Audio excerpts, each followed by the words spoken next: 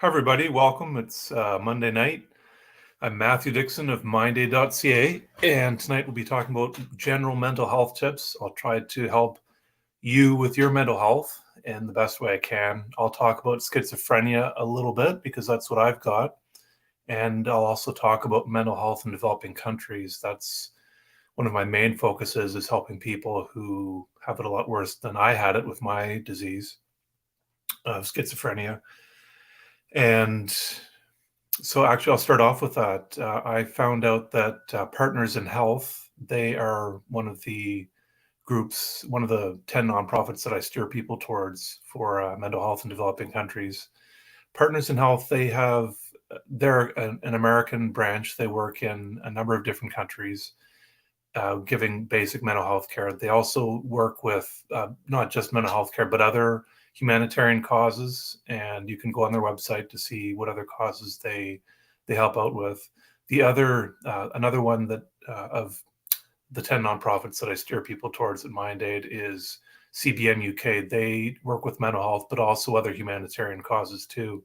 The other 10, they all focus on mental health and primarily just mental health. So, but recently, Partners in Health (PIH) they started not their Canada branch, but their main office in the U.S. They started working in a number of places in the States, helping out with. It started in COVID, so they were sort of focusing on vaccinations, but they want to have more of a presence and training community health workers to reach more of the vulnerable and under-resourced in the US. So that's a huge step. They started that recently, and one of my things that I want to do is let them know about Strong Minds. Strong Minds, another one of the 10 nonprofits. They work in Uganda and Zambia, helping women with depression in Africa.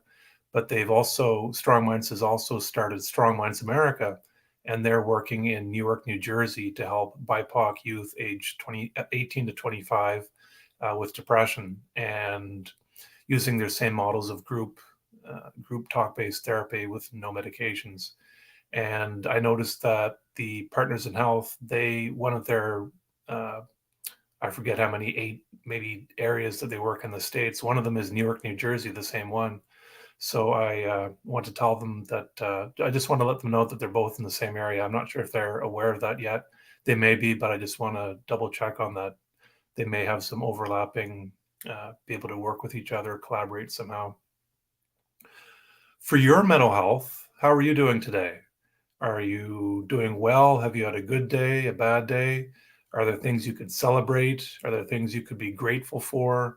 Did you have a really rough day? Are you just sort of barely hanging in there? If you are, I want to remind you that there's hope. Even when there's no hope, there's hope. There's I don't know what you want to call it, luck, chance, fate. There's other things that are helping you along the way. And I've been there myself for many, many years. It felt like I didn't know how I was going to do it, how I was going to make it through the next few minutes. And I want to remind you that there are other things helping you along and in the background of life, if that's what you want to call it. There's you could get a phone call from somebody. You could an appointment could get canceled. A thing that you were stressed about could get canceled or changed. Things happen all the time. Life is not static. I know it feels static. I know it feels like you're living the same day over and over and over. Very Groundhog Day, like the movie. But there are other things happening, and you're a part of that. You're a part of life, even if you feel like you're not a part of life, if you're isolated, you still are, and things can happen. And like my sign here says, stay hopeful. You never know what tomorrow might bring. You have no idea. There are so many things going on in the world. It's a very, very intricate, complex world that we live in. And they're just things can happen, things that you didn't expect. How many times in your life have you been going through something and you're thinking, I don't know how this is going to happen? Then something comes essentially to save you at the last minute or sometime before, and you're like, whew, wow, glad I didn't have to go through that. Or thank you for helping me out. Someone can come along and give you a hand. Also, another thing I want to mention, Emma Benoit of the movie My Ascension. she tried to kill herself and survived. And there's a movie about her life. And she said in an interview, she said people will come up to her and say, Emma, I have no one to talk to. And she says, really, there are lots of people you can reach out to. And yes, I know I've been there myself. It feels like you have no one to spend time with, to hang out with, to be a regular day-to-day friend for you. That can be tough. But even still, even if you feel like you've got nobody, there are people you can reach out to get help. And yes, they might not be able to be your lifelong friend, but there are people you can reach out to talk to. There are helplines. There are people in your community. The phone, pick up the phone with the internet.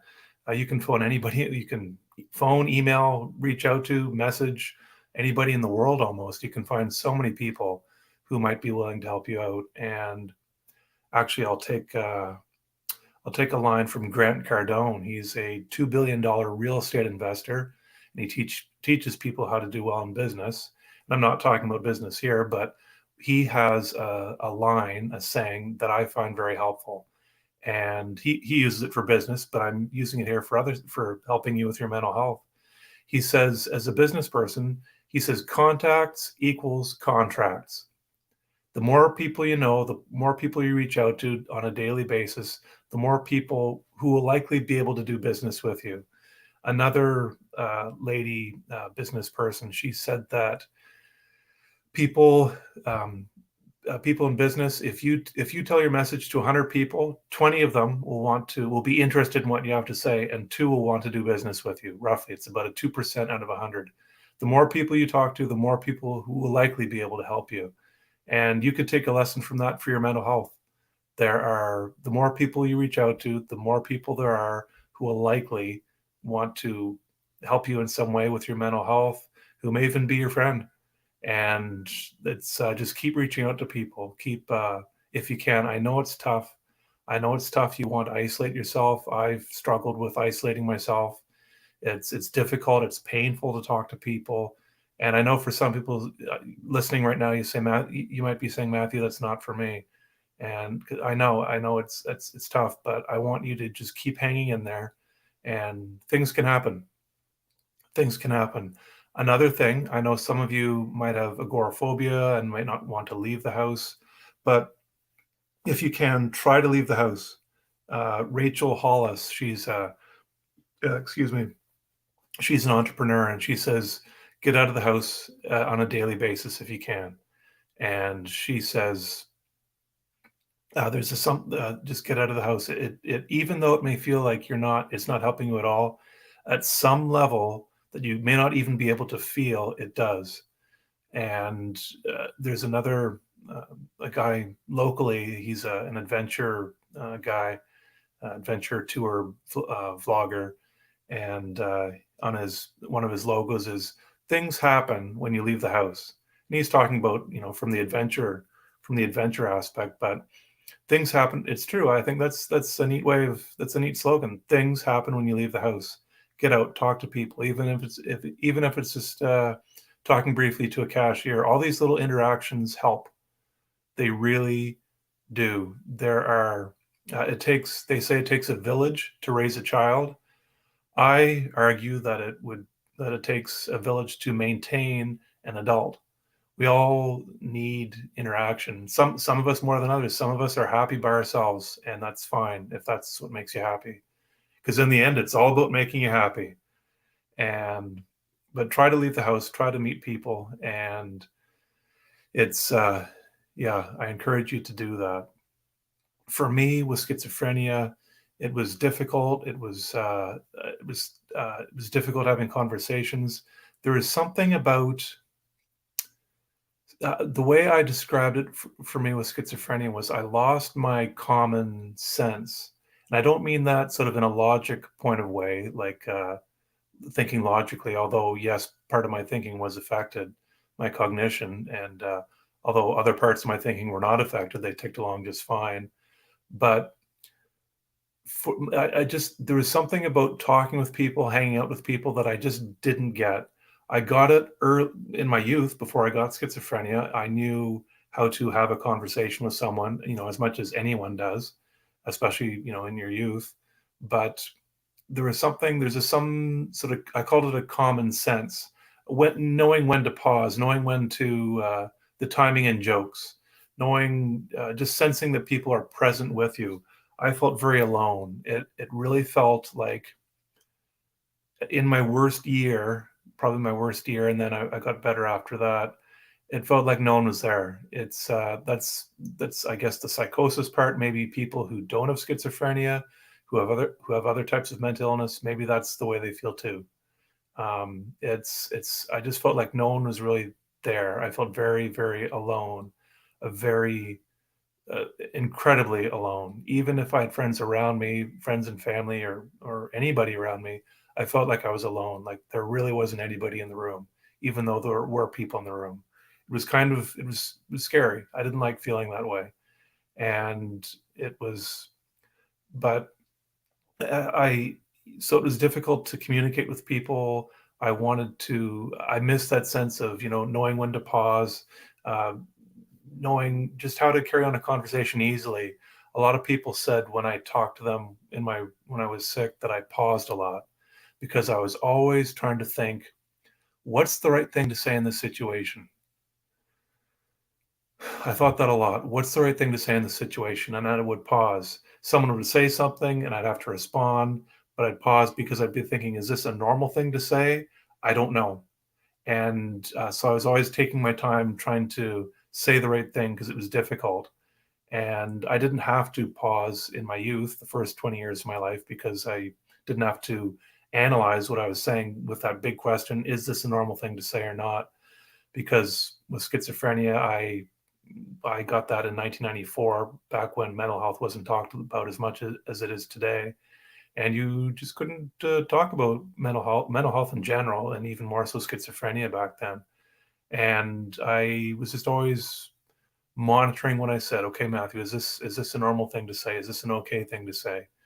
And anyway, I just encourage you to keep going out there, even if some of the things you say may not be what you would normally say. If your thoughts and your behaviors and your emotions have changed with mental illness, keep going out there anyway. Keep showing up. Keep trying to have a conversation with people, even though you may be thinking, I don't know how, I'm embarrassed. I can talk a long time about the embarrassment of mental illness. I mean, there's embarrassment from the disease, I guess you could say, but then there's also another embarrassment of, it's just the negative feeling that it gives you. I mean, why was I anxious? I had anxiety. Why was I anxious? Why was I depressed? I really had no reason to be depressed or anxious. And excuse me, the same thing with embarrassment or guilt or shame or any negative emotion. Embarrassment was just another negative emotion I got for no reason. The second, for no reason. It's I just was always embarrassed. Walking down the street, embarrassed. Going into work, embarrassed. Going everywhere, just embarrassed. It was just it followed me around everywhere. I wanted to be normal. I wanted to be a normal human being the way I was before. I remember a psychiatrist had told me one day, I told him, I said, I just don't feel normal. And he said, well, you are normal. And I know what he's trying to say, but it didn't resonate with me. It was just a feeling of, no, you're not getting it. I really just don't feel normal. And I wish I did. On that note, if you want to learn how to get along better with others, listening. Listening is an underrated skill. We're not really taught that. I wasn't taught that in school growing up. I don't know. Excuse me. Kids these days, how much they're taught that. I've got an article on how to improve your listening. It's on my Medium writing platform. You can find the link at mindaid.ca in the about section. In the about section, there's a link to all my links, and you'll see it there on the list of all my links there. To my Medium, it's a writing platform. I've got an article there on listening, and I've read a fair bit about listening. I've tried to improve my own listening skills, and it's neat. It's really quite helpful. A lot of people don't feel listened to or heard or seen or recognized or acknowledged or valued. And if you can be that person to listen to them, whether you have mental illness or not. I improved my listening skills while I had mental illness. You can improve.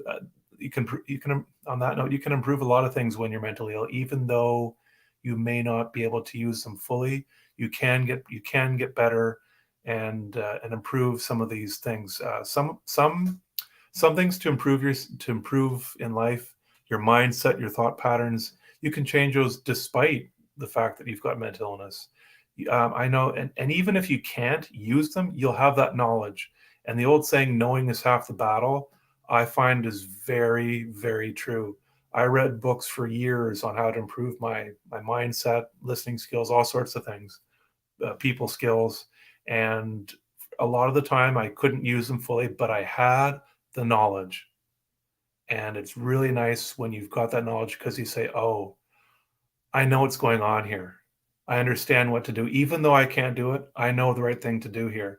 Because a lot of the time, for many of us who haven't learned all these things or been taught all these things on how to deal better with people and people skills.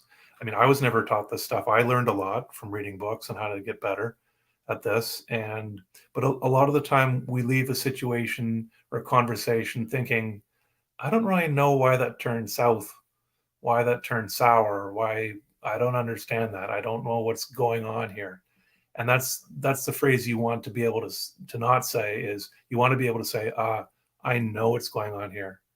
And it's the book, The Survivor Personality, a top book I recommend for people going through mental illness or anything, cancer, you name it, by Al Siebert, Siebert. The Survivor Personality. That's one of the phrases he says is you want to be able to say, you want to ask the question, what's going on here, and then figure it out. Try to figure out what's going on, and just in a situation, in a conversation. And yes, sometimes you may not know. Life is full of mysteries and surprises, and we're always learning. But I've been able to understand a lot better about things going on. I can see people interacting, friends, whoever, strangers, people on in restaurants. I can see, a child, say, getting upset, and I can see they're not being heard or listened to, and they're increasingly getting upset, and the mom or dad isn't listening to them. And yes, we can all, we can all avoid, people can get busy and talking and everything, but then the parent will get upset because the kid freaks out, starts crying, and the parent didn't see it coming.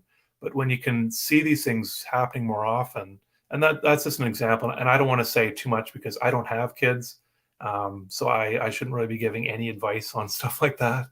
But my point is there's ways to see what's going on with people. That's the book Verbal Judo, The Gentle Art of Persuasion by George Thompson. It's verbal judo is what police officers use to deal with people. And he says, you want to be able to find out where people are. What's their state of mind? Where are they emotionally? And think of yourself, your emotions and where you are throughout the day changes. Sometimes during part of the day, you might be all hyper and wanting to have fun and be all jokey and laughy. Other times you might be more somber, more mellow. Sometimes you might need a hug. Sometimes you might be angry and stressed. There's all sorts of things. We go through these waves all through the day, and everybody else is too.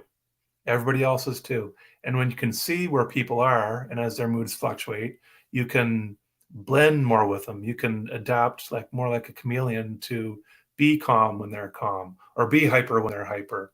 There's uh, uh, elite soldiers talk about it's different kinds of zones. There's a zone where you're really angry and stressed. The other end of the spectrum is very, very, very relaxed. They say there's kind of a middle zone.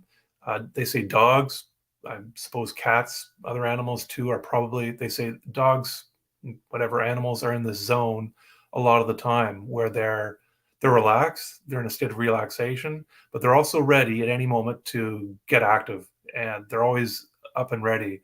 And that's what for soldiers. That's what they try to get soldiers into that state too, where you're not so relaxed that, oh, I can't do anything. I just want to lie on the couch and watch TV, and the other end of the spectrum, you don't want to be hyped up where you can't calm down. You want to be in a zone where you can do either way. We can blend more. I try to keep these talks around 20 minutes, 20 to 30 minutes, I guess I've been going sometimes. I might leave it at that tonight. I will say that for people who want to donate to mental health in developing countries, one of my main causes, you can on my website, mindaid.ca, there's a donate section there, and you can donate to 10 nonprofits. I found 2 more. Basic Needs, I think they're Basic Needs Kenya and Basic Needs Ghana. I forgot right now, I just added them the other day. But yeah, they're you can donate to them too, and there's 10 there now. I added those just recently. And try Trauma Recovery Yoga Global, Try Global. They're working in Iraq. They're another one I added in the last so many weeks. They are helping people in Iraq with a kind of trauma recovery-based yoga. And they have a fundraiser going on right now for $8,000 to start work in Ukraine in 2023. So if any of you wanted to donate to them, that'd be wonderful to get them up and running. They're relatively new. I think maybe a couple years old. I'd have to check again. But I've talked to the founder, Brenda Hershey, and they're doing great work in Iraq right now, helping people with mindfulness, meditation, yoga, resilience. And yeah, that's a great fundraiser. The other nonprofits you can donate to them, all these nonprofits you can donate directly on their websites. I'm staying out of it right now as a middle person. If you want to donate to me so that I can keep doing this advocacy work without having to get a full-time job doing something that I'm not interested in, I would, you can donate to me there. I've got a Patreon page. I also have a PayPal donation page, and you can also send me e-transfers, cash e-transfers if you so prefer. Those would be wonderful to help me keep doing this. I'll be honest, I've looked at job boards for years, looking at jobs in places that I'd like to work. And I scroll through the jobs and I'm just like, no, I don't want to do any of these things. I want to work on mental health, specifically mental health in developing countries. And I will say that when I was after grade 12, after high school, I didn't have any idea what I wanted to do as a career.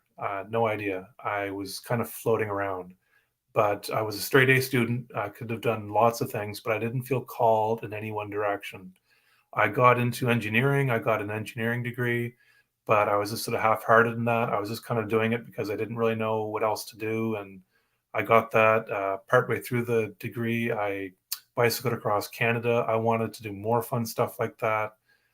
But then this disease hit at the end of my degree, and that gave me focus in my life like nothing else. I did not want to have to have. I didn't want to have to focus. So I didn't want to have this focus of having to fight this disease. I didn't want to have to go through schizophrenia. I'm like, who signed me up for this? My gosh, I was dragged kicking and screaming into mental illness. But it did give me an incredible focus. It really feels like you're walking across a tightrope over shark-infested waters, step by step by step. You walk across life or death with one tiny mistake. It was really scary, but I did it. I got through it one step at a time. One step at a time, second by second, I got through it. It took me 27 years to fully recover, to have my symptoms leave. It was February 11th, 2021, when my symptoms stopped. 27 years, that's about 500 million seconds or something, about 500 million seconds. And that's what I lived through, 1 second at a time for 500 million seconds. Billion with a B, as Dr. Evil would say. Anyway, it's so what I've found now. In 2018, I started MindAid, helping people with mental illness in developing countries. And that really gave me a focus that I wanted to do. This is something I wanted to do. And so many of us at any age this can happen. For many of us, we say, you know what, I just don't know what I want to do with my life. And we go through things, we do something, we go to school, get something, we go to a job, do something. There's a TED talk out there. It says only 13% of people love their jobs, and 70% of people are disengaged at work in the US. Those are high numbers. And there's a TED talk by Martin Seligman. It's called The New Era of Positive Psychology. I put his TED talk on my website, MindAid. If you scroll down the homepage, you'll see that. And he says psychological studies have proven that the best predictor of long-term life satisfaction is using your gifts to help other people, philanthropy, using things that you do where time just seems to fly by, where you're not even paying attention to time, and doing the things that you love, and doing those things to help other people, to help the environment, to help animals, to be of something, to be of service to something larger than yourself. And when I started doing Mind Aid, it really gave me a focus. And I didn't have a focus, minute by minute, my entire day was planned out. But if my mind started to drift a bit and thinking, well, what should I do today? Well, I kind of knew what I had to do today, or I had a decent idea of what I should be working on and things to do. Uh, Scott Harrison of charitywater.org, he has a quote that he says a lot. It's an old quote from many years ago. It says, "Do not be afraid of work that has no end." Yes, you may say, who am I? Who am I to try to make a dent in the global problems? What possibility could I possibly have? What possibility could I possibly have? It's two possibles, Matthew. Anyway, it's what effect could I possibly have? And don't be afraid. Don't be afraid of that. Do work. There are Jane Goodall, the environmental advocate. She says, so many people have become apathetic. Young people too, not just the old. Young people have become apathetic about how we can help the environment, but lots of other things too. We just feel we're so small and tiny. But she says, the earth, she says, is kind of like a tapestry, and every single one of us represents a string in that tapestry, like a big tapestry you'd see in a museum. And she says, you start pulling out some of those strings out of the tapestry, all these millions or even billions of people not trying to help out, that tapestry will start to look tattered. That's why we all play a part. We all play a part in that.